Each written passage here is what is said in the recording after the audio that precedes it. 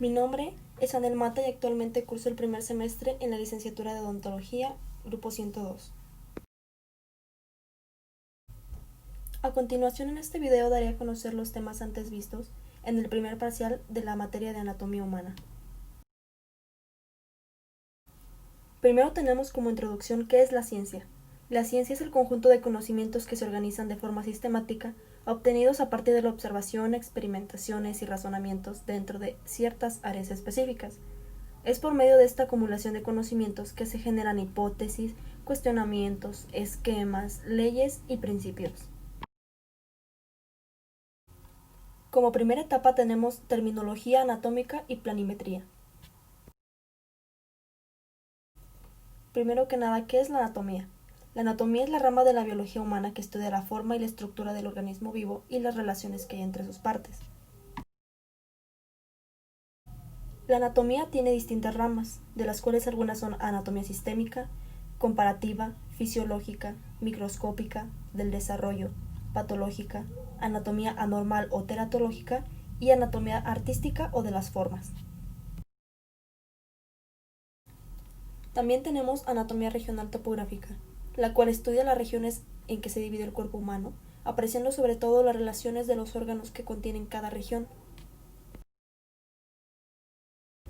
Ahora, la fisiología es la ciencia que pretende explicar los mecanismos físicos y químicos responsables del origen, desarrollo y progresión de la vida. Igual que la anatomía, la fisiología tiene distintas ramas, las cuales son vírica, bacteriana, celular, humana, etc. La fisiología humana intenta explicar las características y mecanismos específicos del cuerpo humano que hacen que sea un ser vivo. Las células como unidades vivas del cuerpo. Si bien sabemos, la unidad viva básica del cuerpo es la célula. Cada tipo de célula está especialmente adaptado para realizar una o más funciones concretas. El cuerpo en su conjunto contiene en torno a 100 billones de células. Aunque las múltiples células del cuerpo son muy diferentes entre sí, tienen características básicas que son muy similares. Todas las células tienen la capacidad de reproducirse formando más células de su propia estirpe. Líquido extracelular, el medio interno. El 60% del cuerpo humano adulto es líquido, y si bien casi todo este líquido queda dentro de las células y se le conoce como líquido intracelular, aproximadamente una tercera parte se encuentra en los espacios exteriores a las células y se denomina líquido extracelular. Este está en los iones y nutrientes que necesitan las células para mantenerse vivas, por lo que todas ellas viven esencialmente en el mismo entorno del líquido extracelular. Por este motivo, también se denomina medio interno del organismo. Las células son capaces de vivir y realizar sus funciones siempre que este medio interno disponga de las concentraciones adecuadas de oxígeno, glucosa, distintos iones, aminoácidos, sustancias grasas y otros componentes. Planimetría anatómica. Al estudiar el cuerpo humano lo consideramos en cierta posición de referencia, en la cual el cuerpo se encuentra en una postura erecta o en pie, de frente a nosotros con las extremidades superiores pendientes a los lados del tronco y con las palmas de las manos hacia adelante, las extremidades inferiores juntas hacia adelante y la cabeza con la mirada hacia enfrente, tal como lo muestra esta imagen. Las zonas son anterior, posterior, medial, lateral, cefálico y podálico. Los planos del cuerpo humano son superficies imaginarias que dividen al cuerpo, los cuales son los siguientes. Primero, plano anteroposterior y medio o plano sagital. Este es un plano vertical que divide el cuerpo en una parte derecha y otra izquierda. Este nos permite decir que algunos elementos están en la línea media, como el dorso de la nariz o el ombligo. El siguiente es el plano parasagital. Estos son paralelos a la línea media, es decir, la línea imaginaria que atraviesa al centro del cuerpo, siendo uno derecho y uno izquierdo. Ahora tenemos el plano transversal, horizontal o axial. Este es un plano horizontal que divide el cuerpo en una parte superior y otra inferior. Y por último tenemos el plano frontal o coronal. Este es un plano vertical que divide el cuerpo en dos partes, la anterior y la posterior. Ahora tenemos los ejes. El primero es el anteroposterior, el cual se dirige de delante hacia atrás y es perpendicular al plano frontal. El segundo es el vertical o longitudinal, el cual se dirige de arriba hacia abajo y es perpendicular al plano horizontal. Y por último, el eje transversal, que se dirige de lado a lado y es perpendicular al plano sagital. Ahora, divisiones del cuerpo humano y partes que lo constituyen. Estos son cabeza, columna vertebral, tórax, abdomen, cintura escapular, cintura pélvica, miembro superior y miembro inferior. La primera división es la cabeza, y esta es la parte más alta del cuerpo y está separada del cuello por una línea que une la protuberancia occipital externa, el proceso mastoideo, el gonion y la protuberancia mentoniana. Está constituida por dos porciones, cráneo y cara, y ambas están separadas por tres líneas convencionales. La primera línea va de la sutura frontonasal al proceso orbitario lateral del frontal. La segunda línea va del proceso orbitario lateral del frontal a la sutura temporocigomática y la tercera línea une ambos tubérculos cigomáticos. Columna vertebral. Está constituida por 32 o 33 huesos, mantienen al tronco erguido, articula los movimientos del tronco, es un punto de anclaje a músculos y órganos internos y protegen la médula espinal. Está compuesto por 7 vértebras cervicales, 12 vértebras torácicas, 5 vértebras lumbares, 5 vértebras sacrales y 4 vértebras del coxis. Ahora tenemos el tórax. El esqueleto torácico tiene forma de una jaula abovedada. La caja torácica, con sus barras horizontales formadas por las costillas y los cartílagos costales, está sostenida también por el esternón y las vértebras torácicas verticales. Las costillas se dividen en tres tipos distintos. La primera es costillas verdaderas, de la 1 a la 7, se unen al esternón mediante sus propios cartílagos costales. La segunda es costillas falsas, que van de la 8 a la 10, tienen cartílagos que se unen al de la costilla superior a ella. Y por último las costillas flotantes, que son la 11 y la 12. El tórax incluye los órganos principales de los sistemas respiratorio y cardiovascular. La cavidad torácica está dividida en tres grandes espacios: el compartimento central o mediastino, que aloja las vísceras torácicas, excepto los pulmones, y a cada lado las cavidades pulmonares derecha e izquierda, que alojan los pulmones. Cintura pélvica. La cintura pélvica está compuesta por los huesos coxales y está fijado al tronco, por lo que tiene funciones de sostén, recoge el peso del cuerpo y lo transmite a los pies y participa en funciones de locomoción. La cintura escapular está liberada totalmente de las funciones de locomoción y sostén, y está dotada de mayor libertad de movimientos que permiten la ejecución de otras funciones, el tacto y la prensión. El miembro superior es cada una de las extremidades que se fijan a la parte superior del tronco. Se compone de 4 segmentos: cintura escapular, brazo, antebrazo y mano, y se caracteriza por su movilidad y capacidad para manipular y sujetar. El miembro inferior es cada una de las dos extremidades que se encuentran unidas al tronco a través de la pelvis mediante la articulación de la cadera. Tienen la función de sustentar el peso del cuerpo en la posición bípeda y hacer posible los desplazamientos mediante la contracción de su potente musculatura. Etapa 2. Osteología de cabeza y cuello. Los huesos se clasifican principalmente según la longitud de los mismos, los cuales son huesos largos, huesos cortos, huesos planos, huesos irregulares, huesos sesamoideos, huesos accesorios, osículos y huesos neumáticos. Primero tenemos los huesos largos. Estos comprenden la diáfisis y la epífisis. En este caso lo que predomina es la longitud más que el diámetro del hueso. Tiene hueso compacto en la diáfisis y hueso esponjoso en el interior de la epífisis. La diáfisis se centra en el interior del hueso largo, asimismo, su forma es larga y tubular, y la epífisis en ocasiones sus terminaciones tienden a ser anchas al final de cada hueso largo. Su cubierta es esponjosa y se ubica al principio y al final del hueso largo. Los huesos cortos son huesos cuboidales, tienen tejido esponjoso salvo en su superficie. Sus dimensiones son similares como la muñeca y el tobillo, además de los huesos carpianos. Los huesos planos son delgados y están compuestos por dos placas casi paralelas de tejido óseo compacto que envuelven a otra de hueso esponjoso. Son de suma importancia para el resguardo de partes sensibles o blandas como el cerebro o costillas. Los huesos irregulares tienen forma compleja, tales son como vértebras y algunos huesos de la cara. Los huesos samoideos son huesos pequeños y redondeados, incrustados en tendones sometidos a compresión y a fuerzas de tensión habituales. Los huesos sesamoideos se encuentran en diversas articulaciones del cuerpo, tal como podemos apreciar en esta imagen, donde estos huesos están sobre la cabeza del primer metatarsiano del pie izquierdo de una mujer adulta. Los huesos accesorios son un hueso que no se forma con frecuencia en el cuerpo, pero todavía están presentes significativamente en un gran número de personas. Los osículos son los huesecillos que se encuentran ubicados en la parte interna del oído. Tal como podemos apreciar en la imagen, tenemos el martillo, el yunque y el estribo.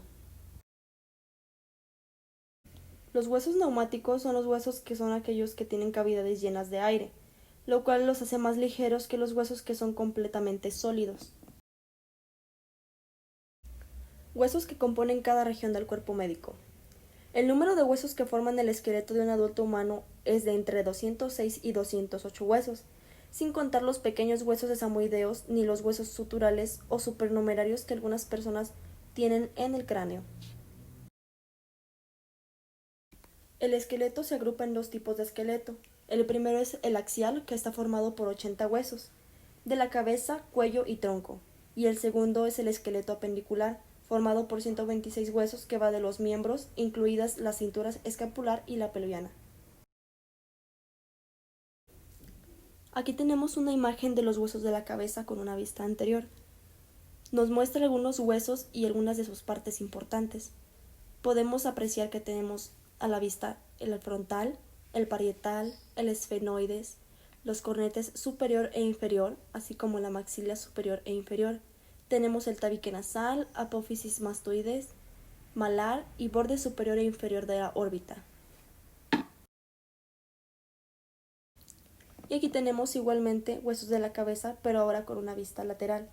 Aquí se puede apreciar el parietal y el temporal, así como el occipital. También tenemos la apófisis cigomática, el cóndilo del maxilar inferior, el apófisis estiloides, el orificio de conducto auditivo externo, el apófisis mastoides del temporal, e igual que en la otra anterior, el maxilar superior e inferior.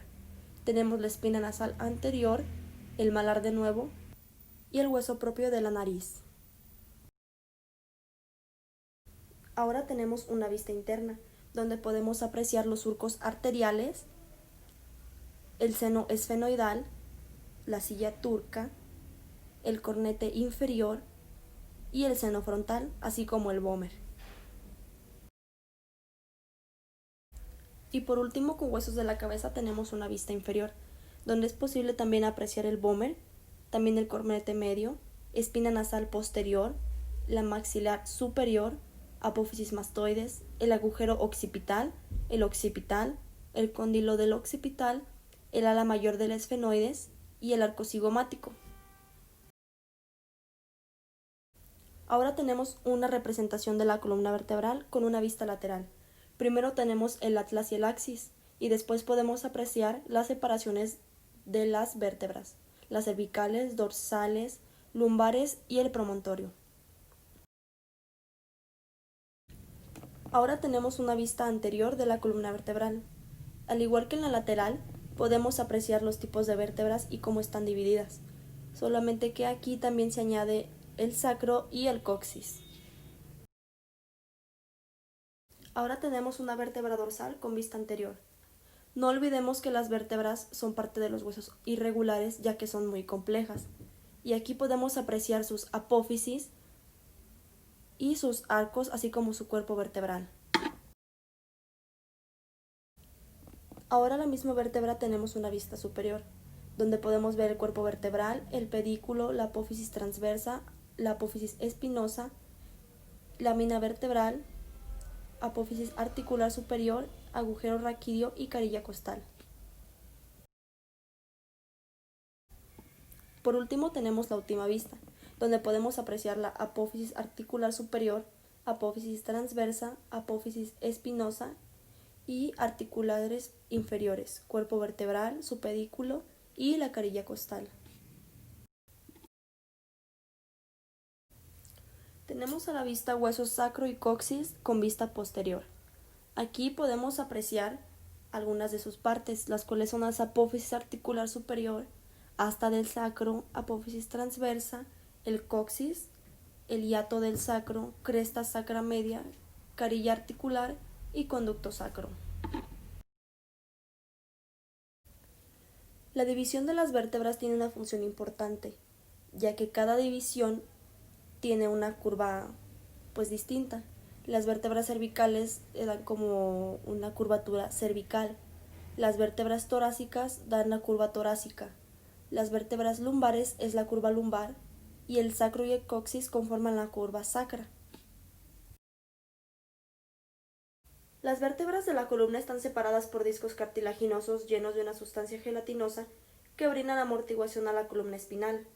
Dichos discos se pueden salir de su lugar o romperse debido a un trauma o distensión, especialmente si se han presentado cambios degenerativos en ellos. Cuando un disco se sale de su lugar, las raíces nerviosas, es decir, nervios grandes que se ramifican desde la médula espinal, pueden resultar comprimidas, ocasionando síntomas neurológicos como dolor y cambios sensomotorios. Las vértebras cervicales. Hay 7 vértebras cervicales que están localizadas en el cuello. Estas son las vértebras más pequeñas y livianas de la columna vertebral. Ahora, las vértebras lumbares. Hay 5 vértebras lumbares ubicadas en la parte baja de la espalda. Estas vértebras son las que reciben la mayor presión y son la porción de la espalda que soporta peso. Las vértebras lumbares son las que permiten movimientos tales como la flexión y extensión y algunas flexiones laterales. Ahora tenemos el esternón, con una vista anterior y lateral. En sí el esternón es el cuerpo de la cavidad torácica, del que se sujetan las costillas. Y aquí tenemos lo que son las carillas articulares claviculares, el cuerpo del esternón y el apéndice sifoides, manubrio esternal y en su lado lateral tenemos las carillas articulares costales. Ahora costillas y esternón, con una vista anterior. Aquí de nuevo tenemos la división de las costillas, pero ahora vemos de una manera más estructurada cómo es que se sujetan del esternón. Podemos apreciar la horquilla del esternón, las primeras costillas, la escotadura, el manubrio y el cuerpo del esternón de nuevo. En esta imagen tenemos una vista posterior donde podemos apreciar las costillas, la columna dorsal, así como sus apófisis espinosas, transversas y costal de la primera vértebra lumbar, así como su reborde costal. Ahora tenemos una vista de los huesos del miembro superior, el acromión, clavícula, apófisis, omóplato, la articulación del codo, radio, cúbito, articulación de la muñeca, huesos del carpo, huesos metacarpianos y huesos de los dedos. Ahora con una vista más acercada tenemos los huesos de las manos, los cuales comenzamos por el escafoides, el trapecio, trapezoide, hueso grande, que es el central, el piramidal, pisiforme, ganchoso, los huesos metacarpianos y huesos sesamoideos también. Tenemos el primer falange, el segundo falange y el tercer falange. Ahora tenemos una vista de los huesos coxal y sacro. El sacro es una estructura ósea de forma de escudo que está localizada en la base de las vértebras lumbares. Está conectado a la pelvis, forma la pared pélvica posterior y fortalece y estabiliza la pelvis. Unidas en el mismo extremo del sacro se encuentran de 2 a 4 vértebras pequeñas y parcialmente fusionadas conocidas como el coxis, que brinda un leve soporte a los órganos pélvicos, pero realmente es un hueso de poco uso. Y el coxis es el hueso pequeño que se encuentra en la punta inferior de la columna vertebral. La causa más común de lesión al coxis es una caída de espaldas sobre una superficie dura, tal como un piso resbaloso o hielo. Y podemos apreciar algunas de sus partes, como la base del sacro, la sínfisis, el pubis, el ilion y rama descendente del isquion, así como su agujero obturador, cavidad cotiloidea, primera, segunda y tercero agujeros sacros y su cresta ilíaca. Ahora tenemos los huesos del miembro inferior. Tenemos la cabeza femoral, el trocante mayor, cuello anatómico, trocante menor, el fémur, que es el hueso más largo, la rótula, tenemos la tibia, el peroné, articulaciones del tobillo, maleolo externo, huesos del tarso, maleolo interno y huesos del metatarso, así como los huesos de los dedos. Aquí tenemos una vista un poco más profunda de los huesos del pie y en vista superior. Tenemos los falanges y se dividen en primero, segundo y tercer falange. También tenemos el primer metatarsiano, el quinto metatarsiano, la cuña, la primera, la segunda y la tercera. Tenemos el escafoides, el cuboides, el astrágalo y el calcáneo. Aquí tenemos los mismos huesos del pie, pero ahora con una vista lateral, donde podemos apreciar bien el tarso y el metatarso, con los falanges, el cuboides, la segunda y tercer cuña, el escafoides, astrágalo y calcáneo de una mejor vista. Las características morfológicas de cada hueso. Los huesos se clasifican en diversos tipos según su forma. Un hueso largo como el fémur o el húmero consta de las siguientes partes: la diáfisis, que es el cuerpo o porción cilíndrica principal del hueso. La segunda es la epífisis, son los extremos proximal y distal del hueso. Número 3, metáfisis, es el sitio de unión de la diáfisis con la epífisis, su espesor va disminuyendo con la edad. Y el cuarto es el cartílago articular, es una capa delgada de cartílago iliano que cubre la parte de la epífisis de un hueso que se articula con otro hueso. Seguimos con el número 5, el cual es el periósteo. Es una capa resistente de tejido conectivo denso que rodea la superficie ósea que no tiene cartílago articular. Protege al hueso, participa en la reparación de fracturas, colabora con la nutrición del hueso y sirve como punto de inserción de tendones y ligamentos. El número 6 es la cavidad medular. Es el espejo interno de la diáfisis que contiene la médula ósea amarilla grasa. Y el número 7 es el endostio. Es la capa que recubre la cavidad medular y contiene células formadoras de hueso. En la histología del tejido óseo, tiene una matriz abundante y sus células son muy separadas entre sí. La matriz está formada por 25% de agua, 25% de fibras proteínicas y 50% de sales minerales cristalizadas. Las células son células osteógenas, que son células madre no especializadas con capacidad de división. Sus células hijas son los osteoblastos. Se localizan en la porción interna del periósteo y del endostio. También tenemos los osteoblastos, que son las células que construyen los huesos, sintetizan los componentes de la matriz del tejido óseo e inician un proceso de calcificación. Después tenemos los osteocitos, que son las células maduras principales del tejido óseo, derivan de los osteoblastos que quedan atrapados en la matriz e intercambian nutrientes con la sangre. Y por último, los osteoclastos. Son células muy grandes, formadas por la fusión de 50 monocitos ubicados en el endostio. Producen destrucción del hueso por medio de enzimas lisosómicas para permitir el desarrollo, el crecimiento, el mantenimiento y reparación normal del hueso. El tejido óseo compacto forma la capa externa de todos los huesos, brinda protección y sostén. Está formado por unidades llamadas osteonas o sistema de Havers, que consta de un conjunto central que tiene un trayecto longitudinal y que contiene un vaso sanguíneo llamado conducto de Havers, una serie de laminillas concéntricas que rodean al conducto de Havers, que son anillos de matriz dura calcificada, lagunas, que son espacios ubicados entre los anillos de las laminillas y que contienen osteocitos, canalículos, que se irradian desde las lagunas en todas direcciones, llenos de líquidos extracelular y que contienen delgadas prolongaciones de los osteocitos. Comunican a las lagunas entre sí y con los conductos centrales.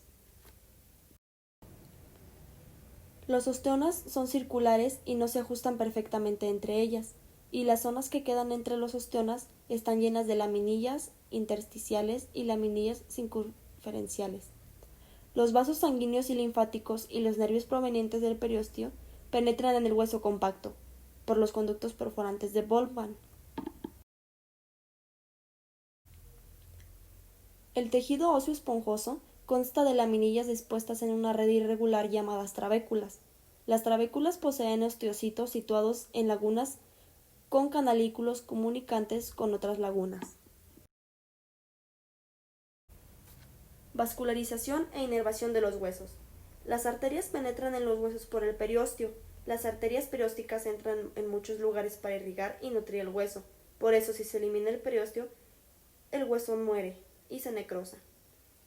Una arteria nutricia atraviesa de manera oblicua el hueso compacto para alimentar el hueso esponjoso y la médula ósea. Los extremos de los huesos se nutren de las arterias metafisarias y epifisarias. Ahora, las funciones de los huesos. El número 1 es el sostén. Los huesos son el soporte de los tejidos blandos y el punto de apoyo de la mayoría de los músculos esqueléticos. Segundo, protección. Los huesos protegen a los órganos internos, por ejemplo, el cráneo protege el encéfalo y la caja torácica el corazón y pulmones. Número 3, movimientos. Es un conjunto con los músculos. El número 4, homeostasis de minerales. El tejido óseo almacena calcio y fósforo para dar resistencia a los huesos y también los libera a la sangre para mantener en equilibrio su concentración. Número 5, producción de células sanguíneas. En la médula ósea roja, tejido conectivo especializado, se produce la hemopóiesis para producir glóbulos rojos, blancos y plaquetas. Y número 6, almacenamiento de triglicéridos. La médula ósea es roja, es reemplazada paulatinamente en los adultos por médula ósea amarilla que contiene adipocitos. Ahora tenemos el tema de huesos del cráneo, lo cual veremos uno por uno y destacaremos sus partes más importantes. Primero tenemos el hueso frontal. El hueso frontal se encuentra al frente de los parietales, el etmoides y el esfenoides, por encima del etmoides, de las maxilas, los lagrimales, cigomáticos y nasales. Tiene 3 caras y 3 bordes. Número 1, la cara anterior o exocraniana. En la parte central se encuentra una línea llamada vestigio de la sutura metópica y por debajo la glabela. A los lados están las crestas supraorbitarias, las cuales se encuentran por debajo de las eminencias frontales laterales. En la parte inferior están los bordes orbitarios, llamados por el proceso medial lacrimal y el proceso cigomático. La cara inferior tiene una porción endocraniana y una exocraniana. Es la porción orbitonasal del frontal. En la línea media se encuentra la incisura etmoidal U. La espina nasal del frontal se articula con los huesos nasales y con la lámina perpendicular del etmoides. La incisura etmoidal tiene hemiceldillas y forma las celdillas frontoetmoidales.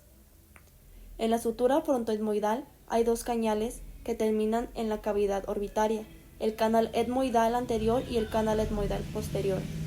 A los lados de la incisura etmoidal están las fóveas orbitarias y su parte lateral está la fosa lagrimal. En la parte medial está la polea de la reflexión del músculo oblicuo superior del bulbo ocular. La cara endocraniana es cóncava. En la parte inferior tiene un semicanal que forma el foramen ciego con la cresta Galli del etmoides y pasa la vena spheno. Está comunicada con venas nasales con el seno sagital superior. Arriba del foramen está la cresta frontal donde se inserta la hoz del cerebro, que después bifurca formando el surco del seno sagital superior. A los lados de este están las foveas arcanoideas, donde se alojan las granulaciones subaracnoideas. Ahora los bordes. Anterior. Borde orbitario se encuentra en la incisura supraorbitaria. La incisura frontal y medial y la incisura nasal está en forma de V. Superior. Articulado con los parietales y por la parte inferior con el esfenoides. Posterior. Presenta la incisura etmoidal y a los lados se articula con el esfenoides. Estructura. La parte superior está constituida de 2 placas de hueso compacto y una de esponjoso en medio. La orbitonasal solo compacto y además tiene 2 senos. Ahora el hueso parietal.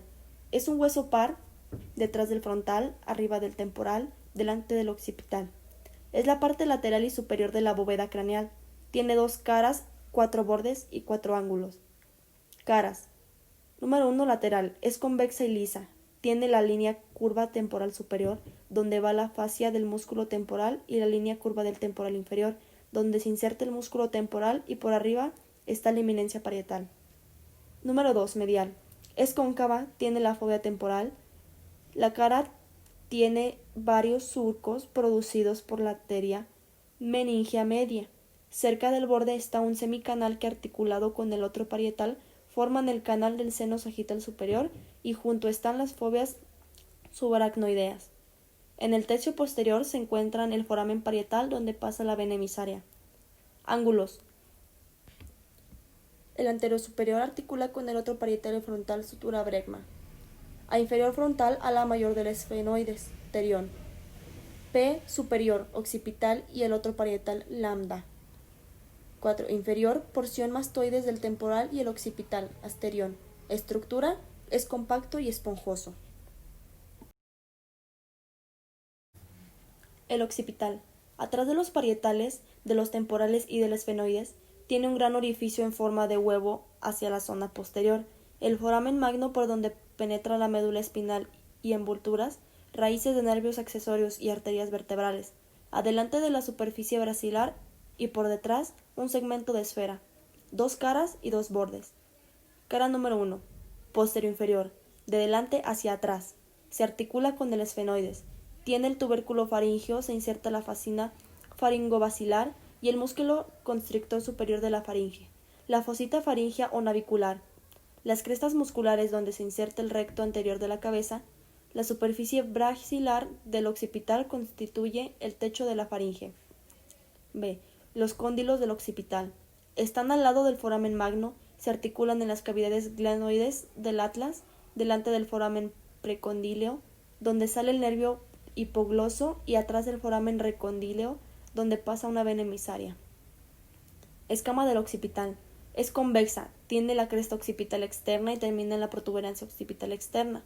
A los lados está la línea nucal superior que llega hasta el proceso mastoideo. En el labio inferior se inserta el trapecio y el superior el occipital. La línea nucal inferior se insertan los músculos recto mayor posterior de la cabeza, el menor oblicuo superior de la cabeza. Entre las líneas bucales se inserta el músculo semiespinal de la cabeza. 2. Antero superior.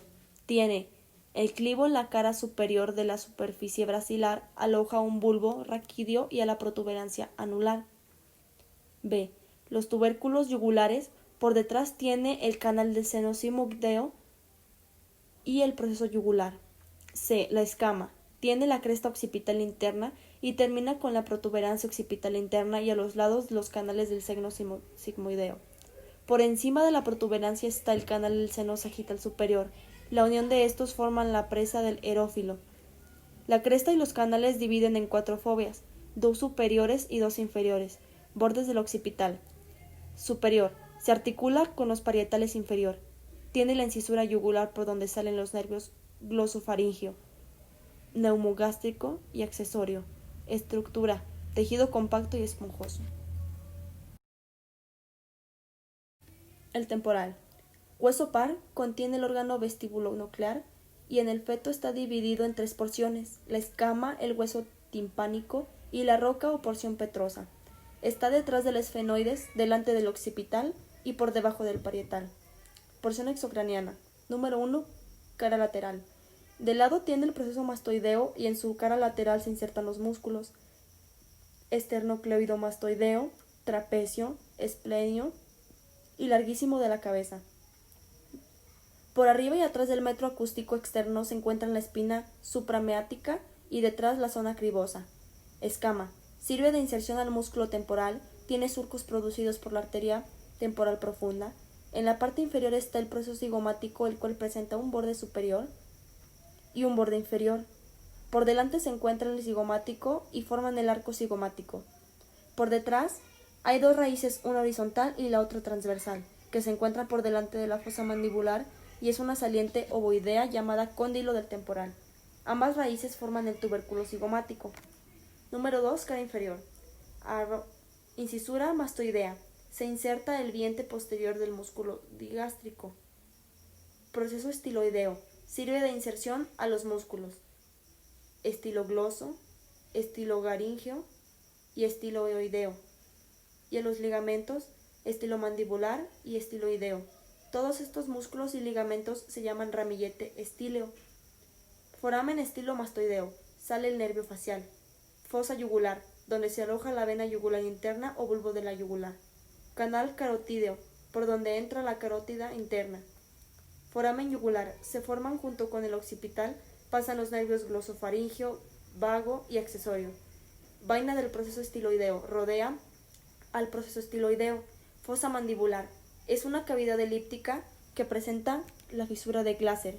Está dividida en una porción articular o anterior, la cual recibe al cóndilo de la mandíbula, y la posterior, que corresponde al hueso timpático.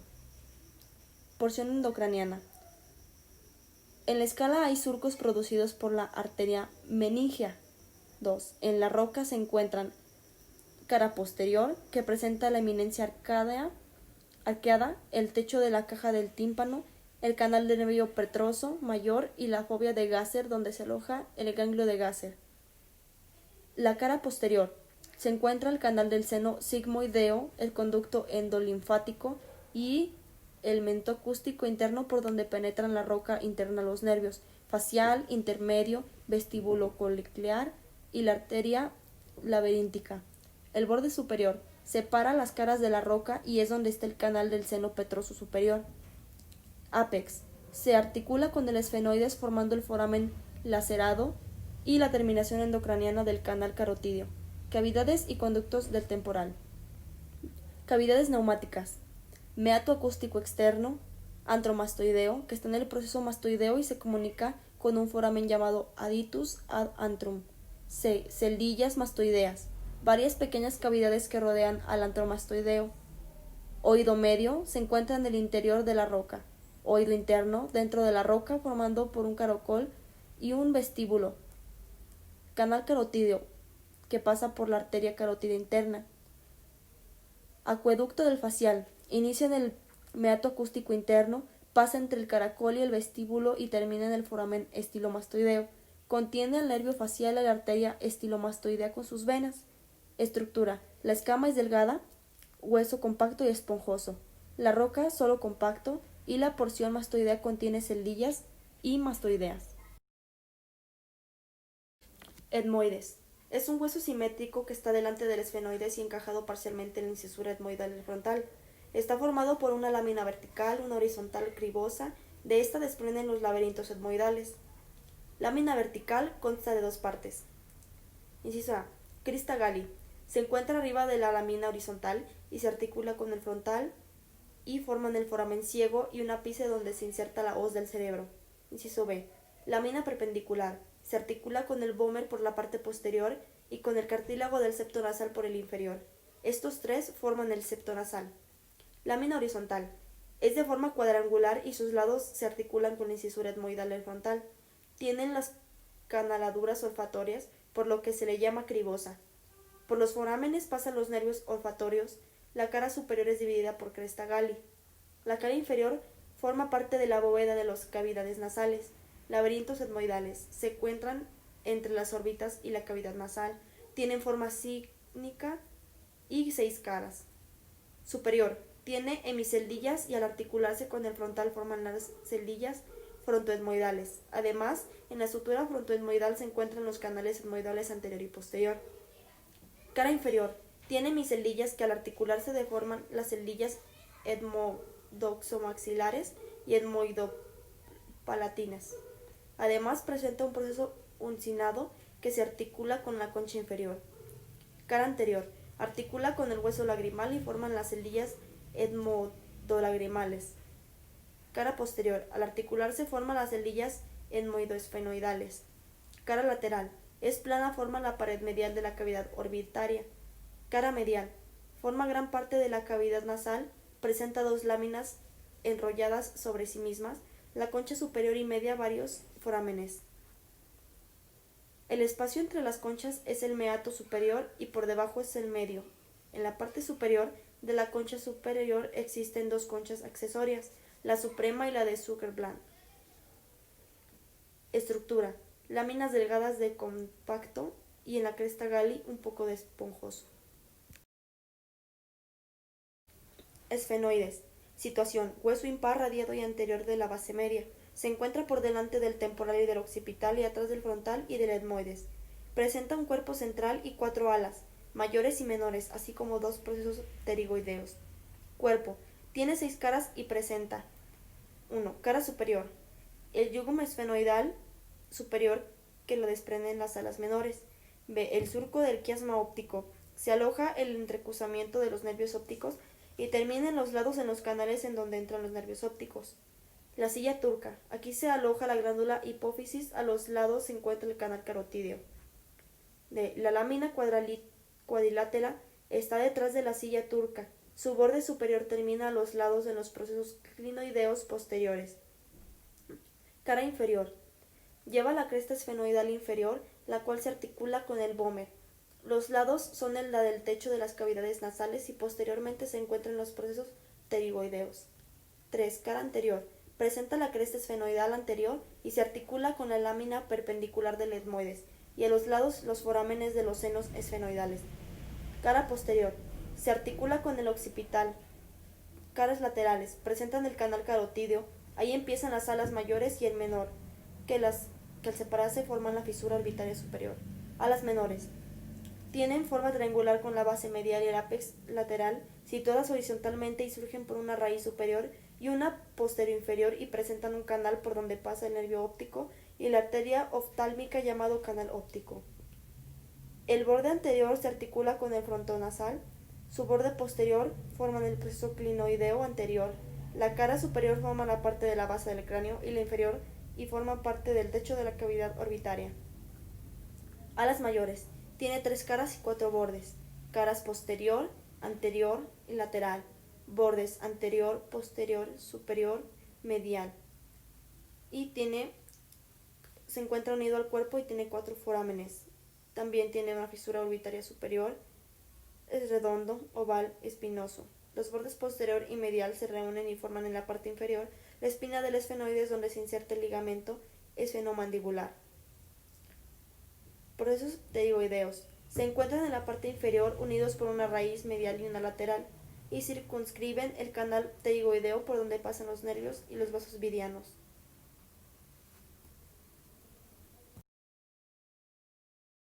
Cráneo en general. Formado por 8 huesos. Forma ovoide huevo, divide en 2 partes por una sección horizontal. Esta pasa por la glabela y por la protuberancia occipital externa. La parte superior es la bóveda y la inferior es la base, bóveda o calota. Está formada por la escama del frontal, parietales, escama de los temporales, alas mayores del esfenoides, el escama del occipital y tiene una parte exocraniana y otra endocraniana. Base o piso. La zona exocraniana se divide por 2 líneas transversales, la bicigomática, la cual une los tubérculos cigomáticos, y la disctoidea, que une los procesos mastoideos. Anterior facial, conformada por el frontal, etmoides y esfenoides. Media, conformada por temporal, ala mayor del esfenoides y la par anterior del occipital. Posterior, corresponde al occipital. Endocraniana, se divide en 3 porciones: fosa craneana anterior, limitada por la línea que separa la bóveda y el piso por delante y el borde posterior de las alas menores del esfenoides y el surco del quiasma óptico. Los forámenes que se encuentran en la fosa son foramen ciego, conducto hemoidal anterior y posterior y los forámenes de la lámina cribosa. Fosa craneana media, limitada por el surco del quiasma óptico y el borde posterior de las alas menores del esfenoides, por la parte anterior y por la parte posterior por la lámina cuadrilátera del esfenoides y el borde superior de la roca. Los forámenes son canal óptico, fisura orbitaria superior, foramen redondo, foramen oval, foramen espinoso y foramen lancerado.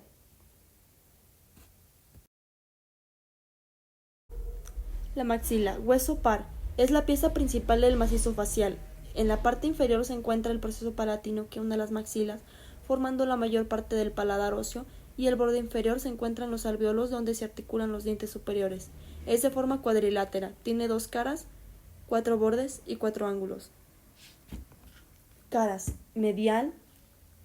El proceso palatino se encuentra en el último cuarto inferior, el cual tiene 2 caras y 4 bordes.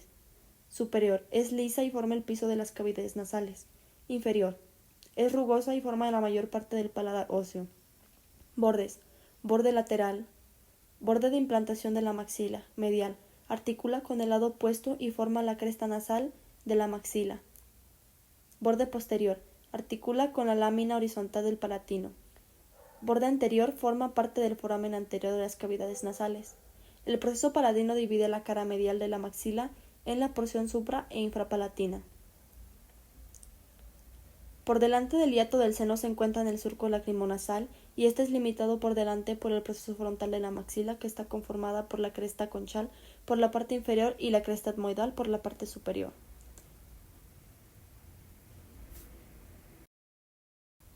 Bordes: anterior, posterior y borde superior, borde inferior. Ángulos: la maxila presenta 4 ángulos, 2 superiores y 2 inferiores.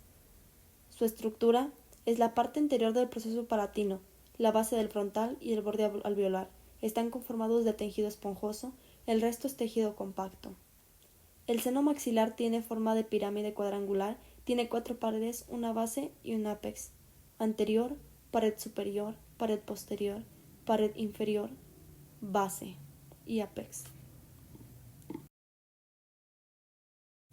Cigomático: hueso par, forma el pómulo entre el frontal, el ala mayor del esfenoides y el temporal. Forma cuadrangular con 2 caras, 4 bordes y 4 ángulos. Caras: lateral, medial, anterosuperior. La cara inferior del proceso frontal forma parte de la fosa temporal. Este proceso se articula por arriba con el frontal, medialmente con el ala mayor del esfenoides y abajo con la maxila. Posterosuperior, anteroinferior y posteroinferior. Ángulos: superior se articula con el proceso orbitario lateral del frontal.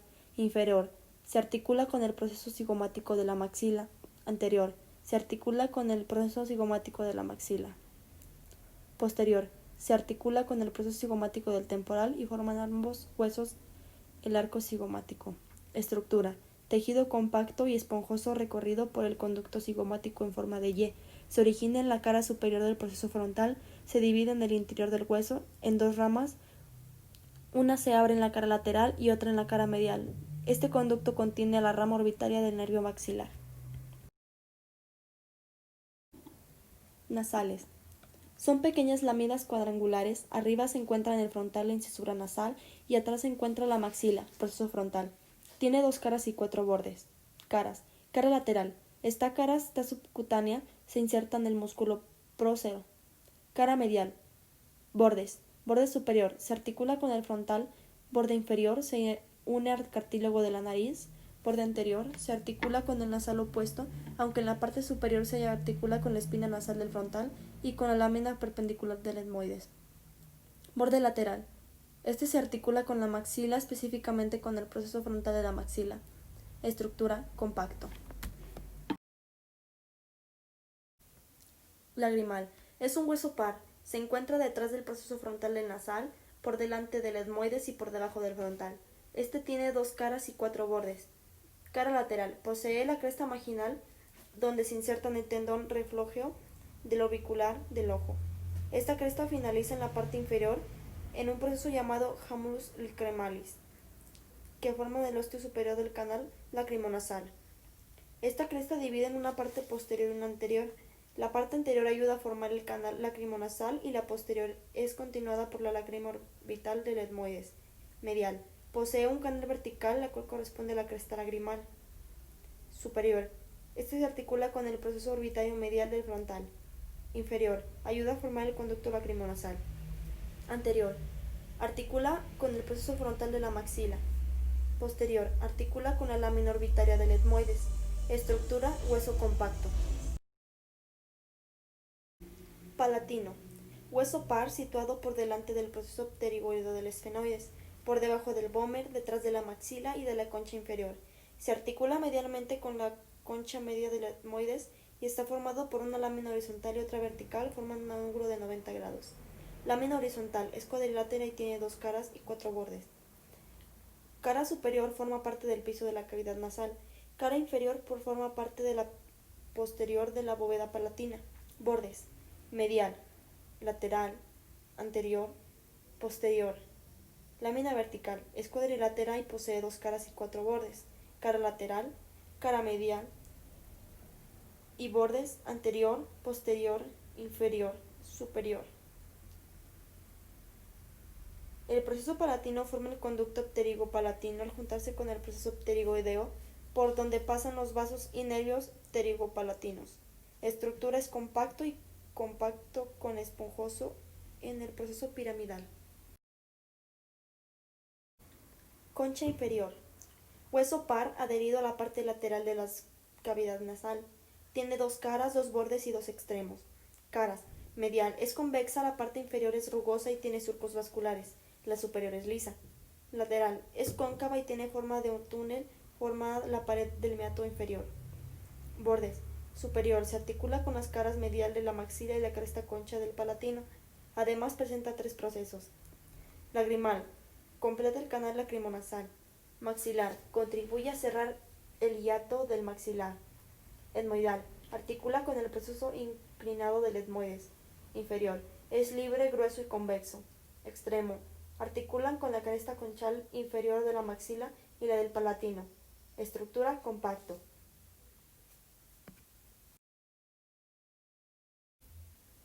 Vómer.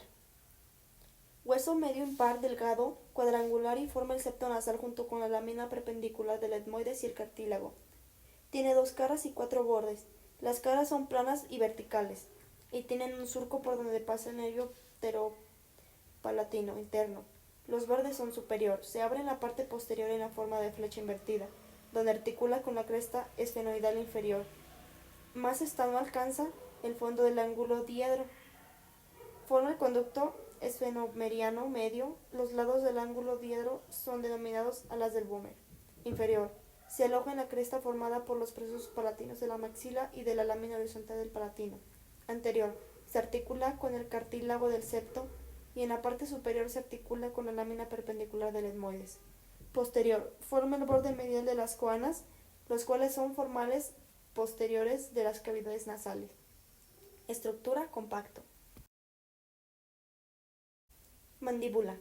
Hueso móvil, simétrico, impar y mediano, situado en la parte inferior de la cara. Se articula con el temporal. Tiene un cuerpo y 2 ramas. Cuerpo. Tiene forma de herradura cuya concavidad se dirige hacia atrás. Tiene 2 caras y 2 bordes. Caras. Anterior. Cara posterior. Y bordes. Borde inferior, borde superior o alveolar. Ramas. Se encuentran a los lados. Son aplanadas transversalmente.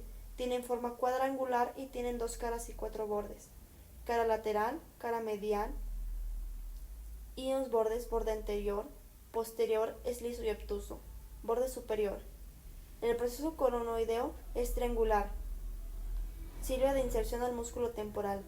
El cóndilo de la mandíbula es ovoideo, aplanado de adelante hacia atrás y tiene un eje mayor transversal. Convexo y este se articula con el temporal en la fosa mandibular.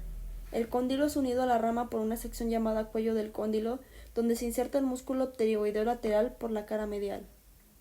Borde inferior es el continuado por el cuerpo específicamente en el borde inferior, y la unión del borde posterior se forma el ángulo de la mandíbula o gonion. Estructura. Formado por tejido esponjoso y una gran capa de compacto. En el interior posee un canal de la mandíbula, el cual comienza en el foramen mandibular. Se dirige hacia abajo y delante. Se encuentra por debajo de los alvéolos y al llegar al segundo premolar se divide en un canal lateral, que termina en el foramen mentoniano, y un canal medial que se extiende hasta los incisivos. Este canal se encuentran el nervio y los vasos alveolares inferiores.